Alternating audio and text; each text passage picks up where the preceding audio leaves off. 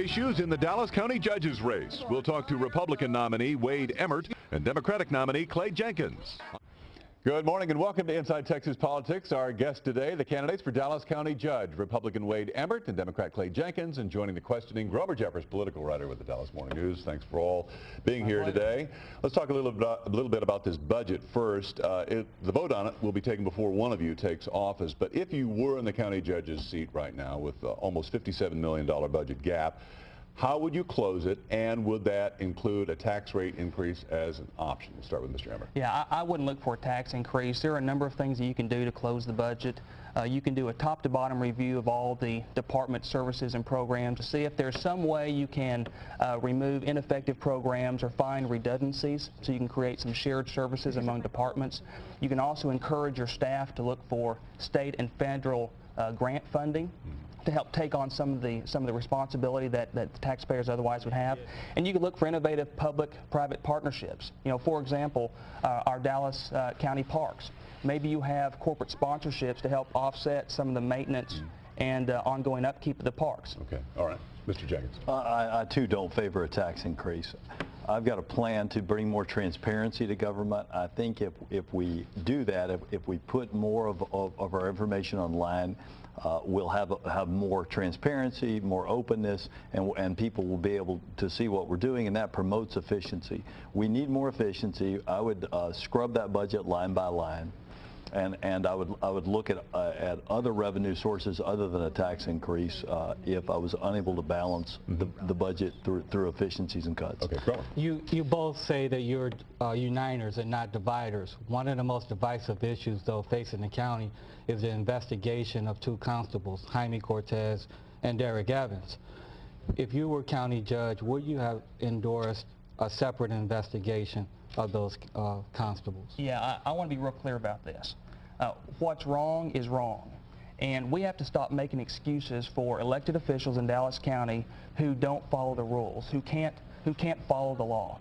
And I want to be real clear. If I were county judge and I had allegations of widespread wrongdoing, and I had a district attorney who was not willing, or at least showed no intent to investigate, then you bet I would have pushed for an independent investigator. I think it's my obligation as county judge to protect the budget, because those types of things can impact the budget in a time that we can't afford. So are you saying that the district attorney is not doing his job? I'm saying he had those affidavits for over 6 months, and when they started interviewing the constables, only 1 or 2 said they'd ever been contacted. So it was clear he wasn't investigating.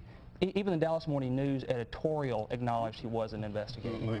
Let Mr. Jenkins respond. I disagree. I think our district attorney is doing an outstanding job. He's got a 99% conviction rate. He clearly is investigating, and I'm confident that he'll do a thorough investigation, and he will bring those wrongdoers, to the extent there are wrongdoers there, to justice. Now, what we've done in having this parallel investigation is we've spent $160,000 so far. We'll probably have some lawsuits arising out of that we'll spend more money on. We've had a warrantless search of a person's computer at 4 o'clock in the morning. Okay. It's likely that that some of that evidence may be excluded. This is what happens when you don't follow the law and you don't allow the DA to do their job. A lot of voters may not know you two. Both are attorneys, but neither of you have served in elective office. Where you have is Cedar Hill, but not in a county elected office. So neither of you had a county elected office, Cedar Hill City Council.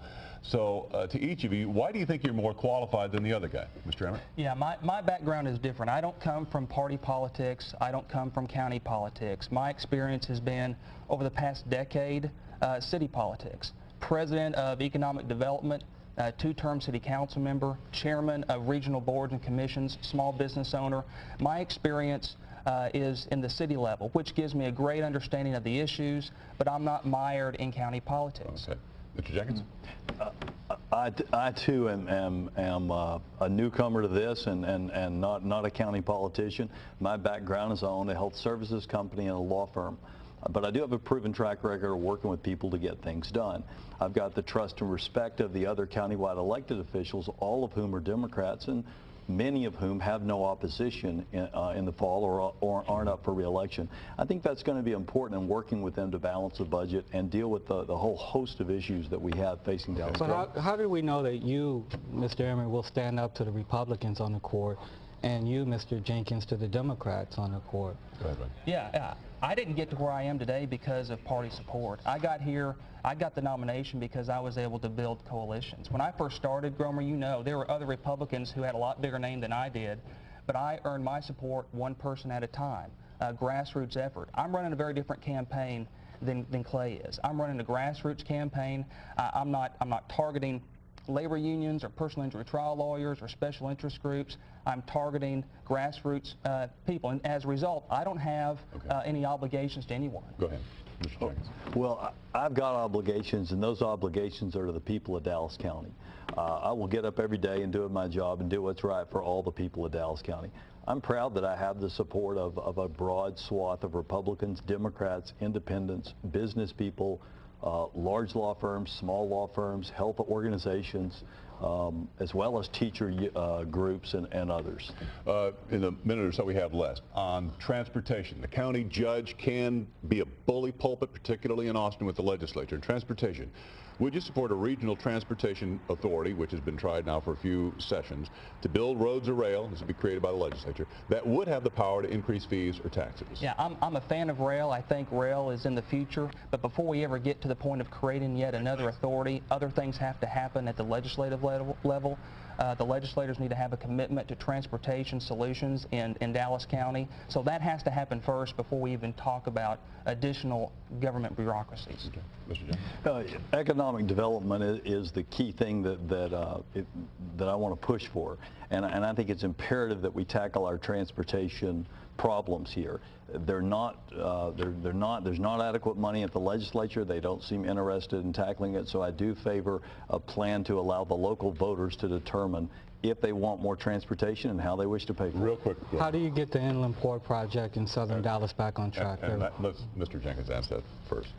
Inland Port project in southern Dallas, how do you get that back on track? I'm working on that hard now. A couple of days ago, I visited with a person who owns 10,000 acres down there. Last week, I visited with a person that owns 6,000 acres down there. Visited with several elected officials.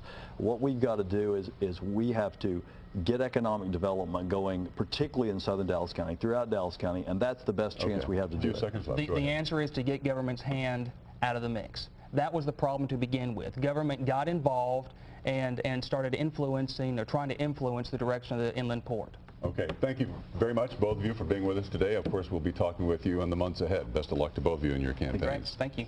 Thank you.